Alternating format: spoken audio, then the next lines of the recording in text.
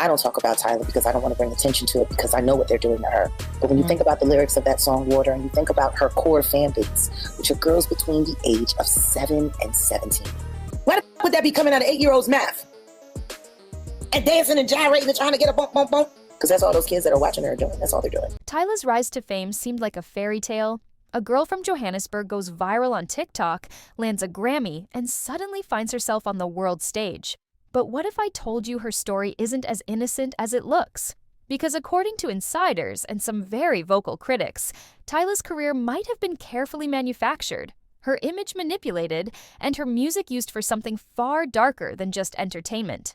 And the deeper you dig, the more the puzzle pieces start to fit together. When Tyla first appeared on the global scene, she was painted as this refreshing new face in pop music. Her breakout hit Water wasn't just catchy, it was inescapable. TikTok users pushed it into every corner of the internet, teenagers copied her dance moves, and before long, she had over 1 billion streams on Spotify. That's the kind of success most artists spend decades chasing, but for Tyla, it came almost overnight. But that's exactly what made people suspicious. Because while she was marketed as just some relatable South African girl who accidentally blew up, fans began whispering that her rise felt too perfect, too sudden, like the industry had chosen her, not the fans. And in music circles, that's when the word industry plant starts getting thrown around. Of course, that label gets slapped on a lot of artists who blow up quickly. But with Tyla, the accusations didn't stop there. People began claiming her career was part of something much bigger. And if you like uncovering the real stories behind the music industry, don't forget to hit like and subscribe, because the next part of Tyla's story is even wilder.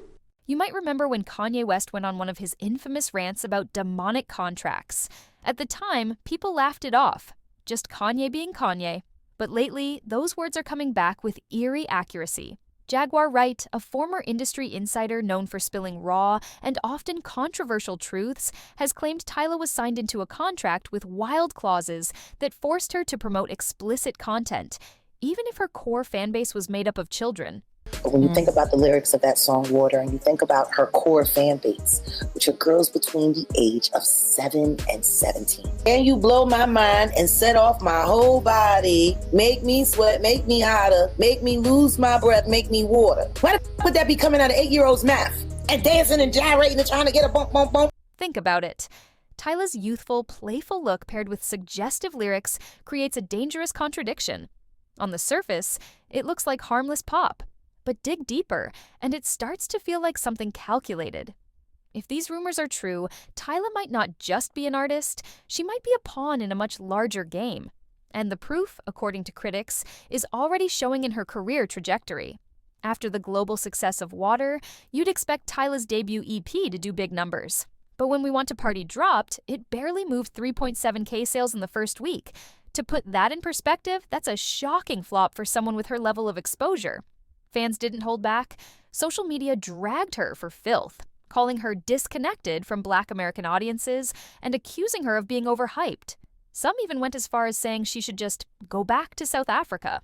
The harshest comments claimed she had no real connection with U.S. Black culture. Black Americans are turning their back on budding pop star Tyla because she referred to herself as colored. A criticism that cut deep because it wasn't just about music anymore. It was about identity, and identity would become one of Tyla's biggest controversies yet. When Tyla referred to herself as colored in interviews, it set off a storm online. In South Africa, colored is the accepted term for mixed-race people, tied directly to the country's history of segregation. But in the United States, colored is a word with a very different, very painful meaning linked to segregation-era racism. When asked about it on The Breakfast Club, Tyla refused to back down or even explain much, which made her look dismissive. Critics felt she had wasted a huge platform to clear things up. The backlash snowballed. Only later did she clarify that in South Africa, colored is a cultural identity, not an insult. But by then, the damage was done. And as the internet argued over whether she was misunderstood or just arrogant, Jaguar Wright came back into the picture with claims that made everything sound much darker. Jaguar didn't just say Tyla was a plant, she said Tyla was intentionally designed to influence kids in disturbing ways. She broke down the lyrics of Water, pointing out how sexual the song is, and then reminded everyone that Tyla's main fan base is teenage girls, many as young as 7. According to Jaguar, pairing childlike appeal with adult lyrics isn't an accident. It's a strategy. Tyla's youthful looks, her petite frame, and her suggestive outfits were all chosen to attract not just kids, but also predatory adults who see her as a fantasy figure. Jaguar even went as far as comparing Tyla's situation to Aaliyah's, claiming the industry uses young stars, hypersexualizes them, and then discards them when they've served their purpose. Her exact words? Tyla was nothing more than an industry slave, and for a lot of people, the parallels were too strong to ignore. The internet quickly started drawing comparisons. They pointed out how Lil Nas X was given a massive push, won Grammys, and then suddenly disappeared from the spotlight when the controversy got too heavy. Could Tyla be following the same path? Some fans speculated her career was already being phased out after the flop of her EP. Rumors even surfaced that she might face deportation back to South Africa if her music stopped generating enough money to justify her stay in the US. Then came the most unsettling detail: Tyla being spotted with Clive Davis, a legendary music executive who has been tied to some of the industry's darkest rumors. Fans immediately voiced concern, saying it was a worst-case scenario for her to be around him. Suddenly, Tyla wasn't just a rising star anymore. She was being discussed as a cautionary tale in real time. At this point, the question isn't just whether Tyla is an industry plant, it's whether her entire image is being used as a tool. Because this isn't just about one artist, it's about a pattern in the music industry.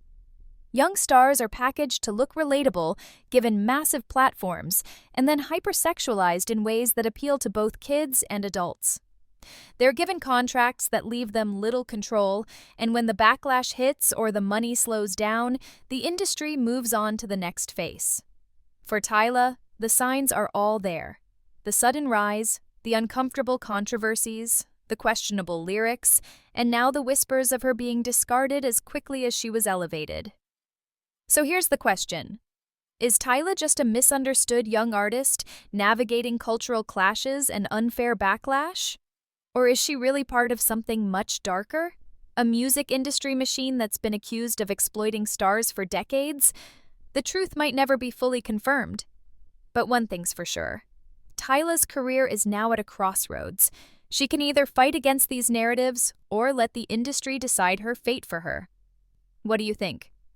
Is Tyla being unfairly dragged, or is Jaguar Wright exposing something real that fans need to pay attention to? Let me know your thoughts in the comments below. And if you thought this story was wild, wait until you see the next one, because trust me, it's even messier.